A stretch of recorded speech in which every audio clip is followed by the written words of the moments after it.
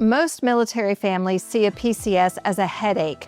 Pack up, move out, and start over. But what if every single duty station was actually a wealth building opportunity? Today, I'm sitting down with someone who figured that out, and the numbers are going to blow your mind. Hi, I'm Katie Payne, your military relocation specialist here in the Kansas City area.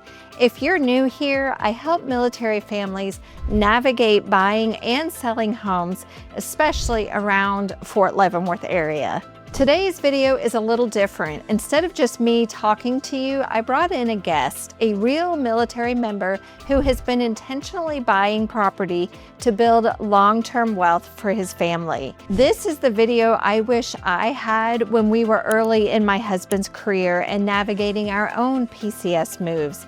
Whether you're just getting started or you're a senior officer thinking about your post-military future, stick around. There's something in here for you. Let's get into it. I met Sam when he and his family were coming for CGSC at Fort Leavenworth, and they wanted to buy a property, add value to it, and turn around and sell it when they left. I wanted to invite Sam here to share his story with you. Sam, I am so glad to have you here to tell us about your story and to give some insight into other veterans who may want to do what you are doing. So let's just kick off with telling us about yourself, how long you've been serving and which branch you're in, and just give us a little bit of background about who you are. Thanks. I appreciate the opportunity to tell the story. It's always fun to pass on the information to anybody, and just free education, or just it's good to hear other people's experiences and helps me reflect on my own experience and kind of refine what we're doing too. So I've been in the Marine Corps for 13 years. I'm actually getting out on Wednesday in 2 days. So I did not even realize that, Sam. Yeah, 13 years, been in the Marine Corps. Got a wife, 2 little boys.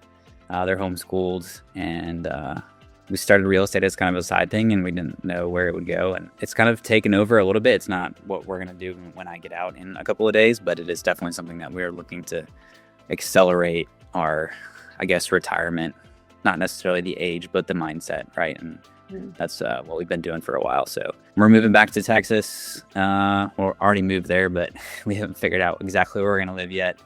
I'm going to work for American Airlines and continue to do the real estate thing and let it grow and kind of see where it goes for us. Yeah, that's great. That is great. So how many different duty stations have you lived in? That's a good question. And I think everyone's answer is unique and depends on what your MOS is. But for us, it's been, I think, four or five.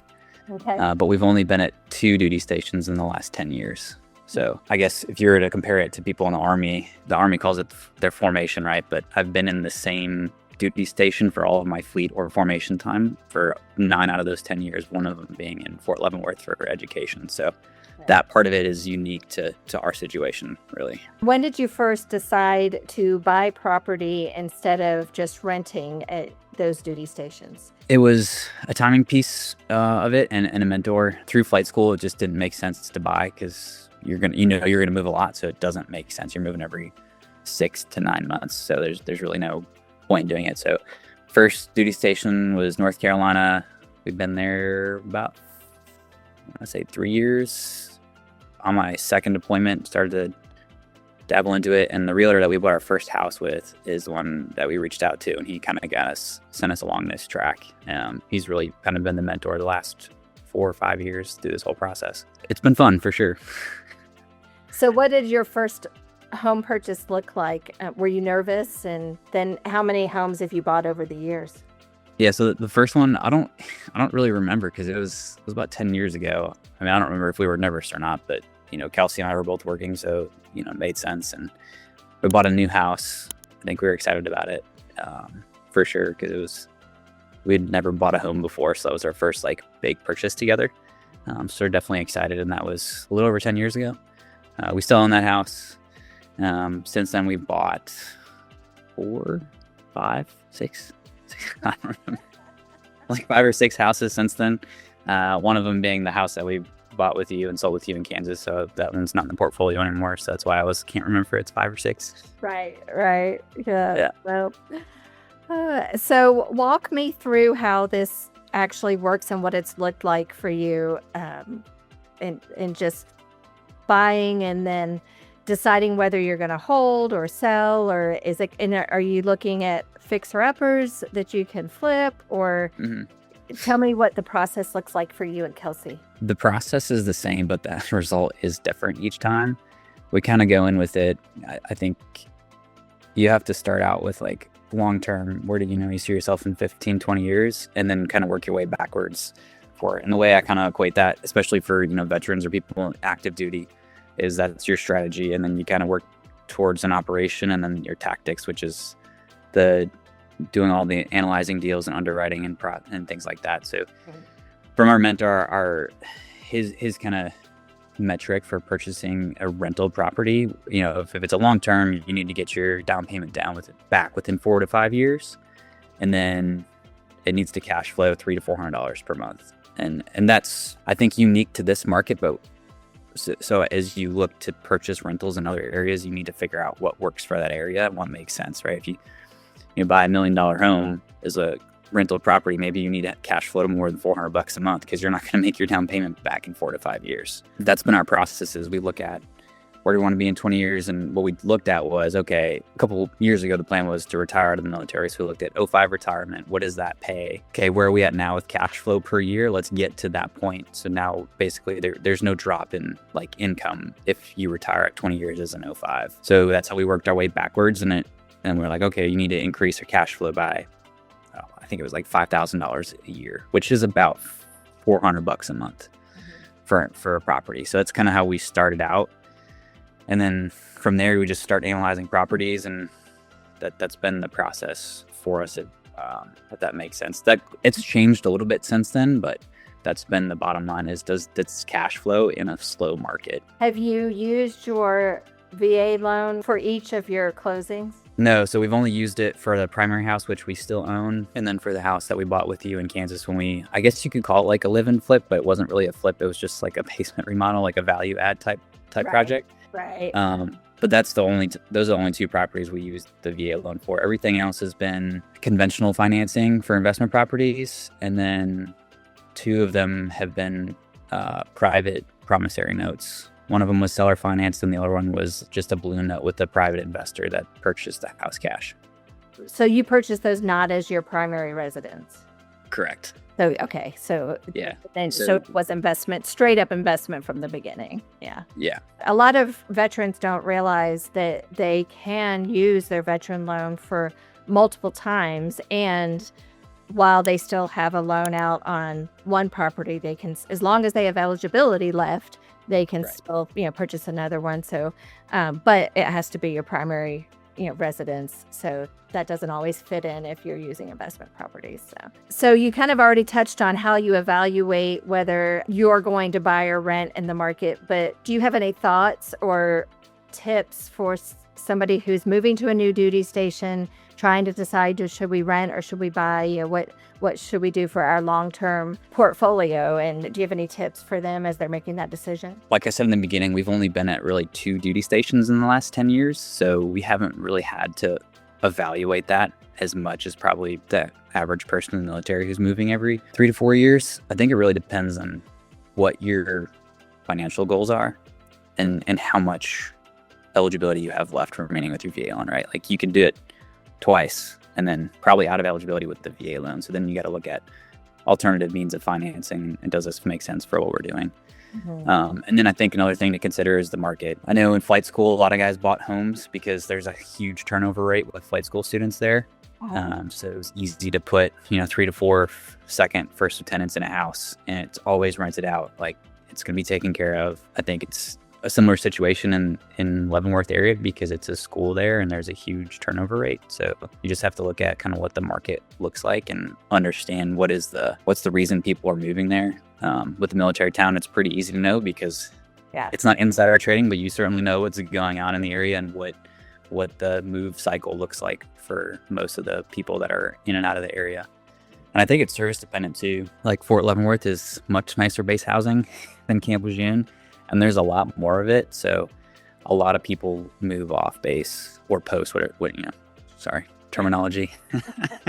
It's okay. People are moving off posts, or not moving off posts in Leavenworth, but in Lejeune, New River area where we are, there's a lot of people that live off base. I think those are the big things that you look at for that. And then you also have to look at the rental potential, right? Like, where do you see the rental market in 3 to 4 years if you're anticipating moving? If you're not anticipating moving, then maybe it doesn't make sense to buy a home with rental potential. So you bought your house in the Leavenworth area, and then like you said, you added value by doing a lot of work in the basement. Did you consider renting it out, holding and renting, or was it your plan the whole time to sell it after that 1 year? So it was our plan to sell it because we bought it with the idea of we're going to remodel the basement, put value in it, and then sell it. There's a strategy where you can do a house flip, and then you take the money from the flip and then purchase a long-term property from that. So that's kind of what we did with that. When we moved back to North Carolina from Leavenworth, I deployed within the first 3 months, but we ended up finding some people who were flipping trailer homes and stuff. So we just took the money from the flip that we just did, and we're silent partners in investment there, and just continued to snowball that. And when I came back from employment, that's when we started purchasing long-term properties again. If you had to put a number on it, how much wealth has this strategy created for your family compared to if you had just rented and not gotten into the purchasing real estate? I've actually been playing a lot with our rental portfolio and AI since I'm getting out and I've had a little bit more time to think about some stuff and really put the numbers to paper. Our last purchase in March, I think we reached in total home value 7 figures with probably maybe 40% equity. The other thing we've been able to leverage too, though, is a HELOC on our primary residence in North Carolina. Navy Fed, this is open to anybody. Navy Fed does a 20-year HELOC with so it's a 20-year draw period. Depending on when you purchase your house, and the equity you have in it, we got double the line of credit on the house, which we haven't touched yet, but we've got it there if we need it. So that's been another value add. And we're looking to, hopefully with the debt avalanche, pay all of them off but that one, because it's pretty low interest rate, in about 8 to 10 years. And then it's just passive income at that point. So what are some of the challenges that you have faced as you've gone through all of these different iterations of this experience? If you're self-managing, getting good tenants in there or dealing with bad tenants has been frustrating. When we lived in Leavenworth, we had to evict a tenant who just destroyed the house. And so I had to get it under management I was actually in Germany going through the whole process because we did the foreign exchange program for 2 weeks, and that was just really bad timing. That's been tough. It's under management now, so it's been running fine. But I think the challenge that people will find is if you're in the military, self-managing, if you're doing it for the first time and you don't really know what's going on, it is extremely challenging because you're working a regular job and then you have to go deal with this other thing that takes a lot of time away from your family or hobbies, whatever it is. So that's been definitely one of the most challenging pieces of that. And I think the second one is when COVID hit and home prices just more than doubled. I mean, everyone says they're back on par with the 30-year trend, but I don't agree with that particular stat. But in comparison to how much salaries have increased and the way interest rates have gone, affordability is through the roof. So that's been challenging, and finding the alternative deals, which we've done through private notes and seller finance deals. I'm guessing that being patient is a really important part, and not jumping too quickly into something that comes your way, and just really. But if you're too patient and stay on the sideline too long, you can miss those opportunities too. So probably a real balance. Yeah, our mentor is a realtor in the Jacksonville area. It's better to pass up, a bunch of bad deals or a bunch of good deals and take one bad deal. I'd say we bought the first 2 properties we bought for investment purposes were within 6 months of each other. Well, we got lucky because we had a private investor who was willing to purchase the house cash. I've got another friend down in the Wilmington area. We got 3 homes from him within a year, and they just kind of fell into our lap. Last year was 2025, so about a 3.5-year gap between properties 2 and 3. Yeah. Well, the Kansas house, but that was, we used conventional financing in the VA loan, so it was kind of not really cheating, but we weren't looking, that because we had to purchase a home, so that was kind of we were forced into that one, I guess you could, if you want to look at it that way. But it's definitely tough, like sitting around, like I'm always looking at stuff. You can ask my wife, and she's like, I send her stuff and she's like, really again? I'm like, you gotta look, you know? As you're looking for your house in San Antonio, will you, what kind of financing will you do for that one? I think it'll be a combination of the VA loan and conventional financing, because we have an idea of what we want to do, because the goal is to not move again after we build this next house, which might take us a little bit longer and cost a little bit more money. But kind of what we're looking for is probably going to exceed the remaining eligibility left. So we'll have to figure out how to finance that piece. Yeah. That's in excess of the remaining eligibility. What kind of team have you built? And you've talked a little bit about it, but what kind of team have you built around you as far as the lenders, property managers, agents? How important is that network system? And do you have any advice as somebody starting to build those teams on the people to look for? It's definitely a leap of faith. You've got to find people who understand what you're trying to do. I've heard on other things that there's investor-friendly realtors, and then come to find out that they're not really. They just, they're trying to sell homes and make the commission, which that's how the market works.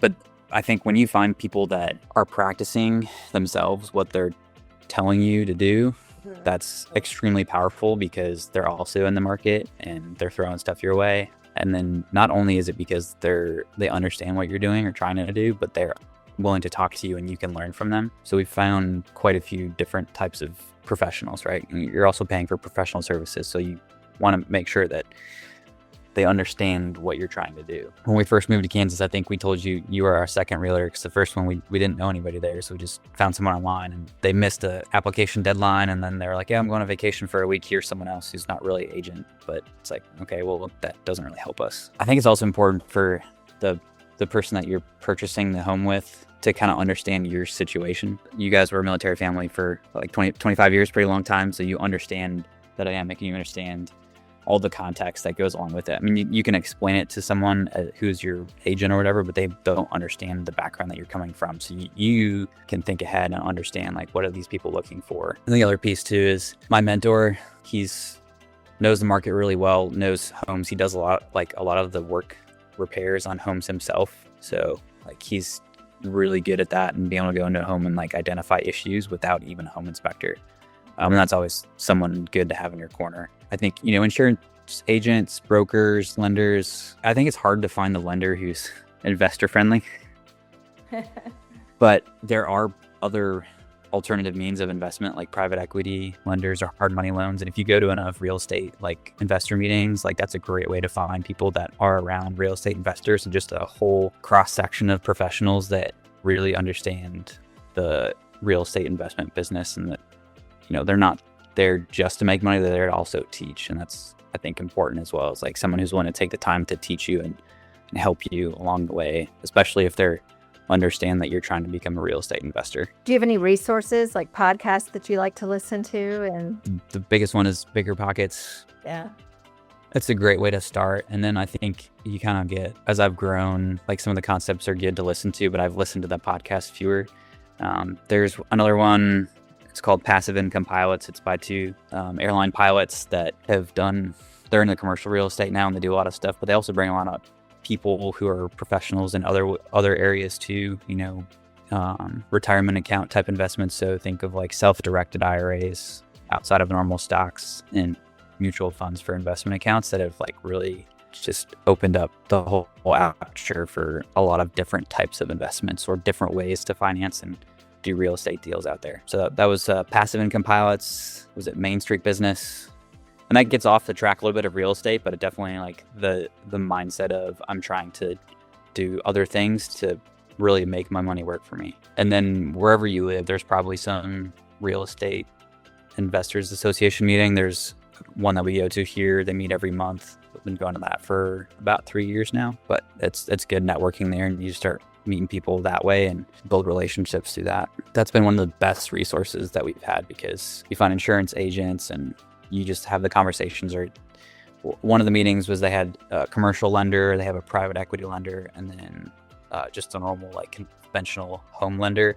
And they talked about different lending products and then how they can complement each other, or like, no, I'm going to send you over to this guy. So you can kind of see the relationship between the local lenders and just talking to people who actually do it, not just someone on a podcast that's, was it David Green or whatever? I think he lives in Europe. Like, that's great, doing more advanced things, but then you really need to find the people in the area, in your area that you're trying to invest in, because real estate it varies so much, nationally and down to the local level. It's a lot different. So the trends they're seeing nationally are different from the local trends. And I think that's especially true living near a military installation, because you have people that have jobs, and even if the economy, even if the budget doesn't get passed, they're still going to get paid. Yeah. I think you're 100% correct that real estate is a very local experience. So in that vein, for families coming to Fort Leavenworth, what would you say about the KC market as a place to put roots down, even if it's just temporary, but to take advantage of this space and time to help build their portfolio in a unique way? When we got orders to move to Leavenworth, I was still a captain. So we did not get we were at the bottom of the list for housing. So we kind of looked at that, and, we're moving. We had 2 kids, and we had filled up our house, 2,700 square foot house, and they were going to give us a 1,300 square foot house and take all of my BAH, and I was going to have to find storage. So this isn't going to work for us. But for people coming in for a year as an 04, maybe it makes sense to live on base, maybe not. But if you can find the right property that fits with your financial goals and strategy to purchase a home, and then that becomes a rental property for you, then I think there's a lot of things you have to look at for that. Kind of some of the factors we talked about earlier, and how am I going to finance this? Okay, where are you in your military career? Are you close to retirement? Do you want to use the VA loan for your dream home when you retire in however many years? If you're not, then that's fine. You can use your VA loan. I was at 10 years when we moved. So it was well, we're halfway there. Let's use the VA loan. We're going to move. We're going to flip this house. It made sense for us. But if you're close to retirement, then maybe it doesn't make sense to use the VA loan. It makes sense to do conventional, or just maybe it makes sense to rent for the short term. What do you miss about the Leavenworth and Kansas City area? It's the big city without the big city feel. Yeah. That's what I tell everybody. Living in Leavenworth, you're still 20, 30 minutes, even with traffic, from most of the stuff in KC. It's definitely a great area for families. I think there's so many things to do. If you're into any pro sports except for basketball, but there's college basketball there. We really got into racing, so we went to the dirt track at Lakeside and to the NASCAR Speedway. So that was 20 minutes from the house, which was great. Yeah. I think we went to every sporting event except for the Chiefs. Yeah. And our boys were 4 and 2 at the time, and they still had fun at all those events. And then Union Station was really cool. There's a Lego City and the aquarium there as well. I'm sure you can probably testify to the cost of living here versus the cost of living at the beach in Wilmington, North Carolina is quite a bit of difference.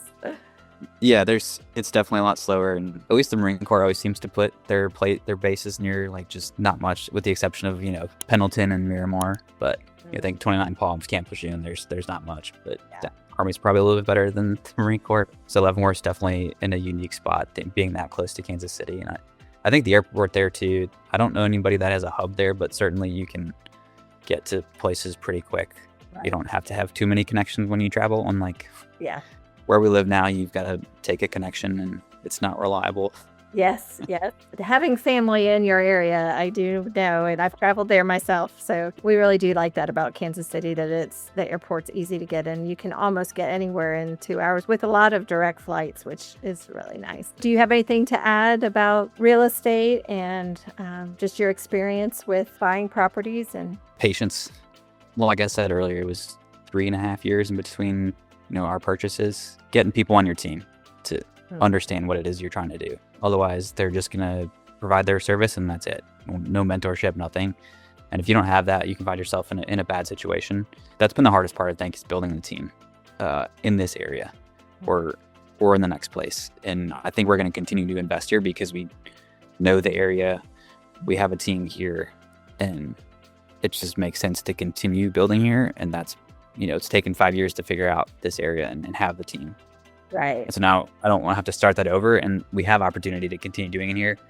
and I'll still be able to travel here. At first, all the terminology and the concepts are foreign, but if you don't know, like, just ask the question. Like, it's okay. I still ask questions on super basic stuff that I probably shouldn't know as, I wouldn't say an experienced real estate investor, but someone who's been around it for a little bit. You got to ask the questions because it's your money. Yeah. And then really just like make sure it makes sense with like what your financial goals are. Like if it doesn't fit, like then don't buy the house. Like don't feel pressured to purchase the property. I think our last purchase, the private note we did, we had a chunk of money and we were going to set that aside for like transitioning out of the Marine Corps because we weren't sure like if I was going to have a job or not. And my friend's like, hey, we're going to do a seller finance deal. We got, a really good interest rate on it, off market. There was a tenant in it already. They fixed the house last year. It was cash flowing. It's already under management. It's like, okay, well, the cost of doing the note on that was all the money we had set aside for transitioning out of the Marine Corps. We bought it and it's like, all right, well, how do we make sure we have enough money to survive until I start working in, the middle of August? But the numbers made sense. Like it wasn't a bad deal. Like we looked at everything like, okay, well, it makes sense for us, but we understand the risk that we're taking on too. So like we know, if it was a house that was dumpy, like, okay, well, there's some risk there, right? Because you're going to have a bunch of capital expenditures. Go in with your eyes wide open, I guess, huh? Yeah, pretty much. Like we knew what we were getting into, and if you don't, like, that's where you get yourself in trouble with stuff, especially if you're going to do a flip for the first time.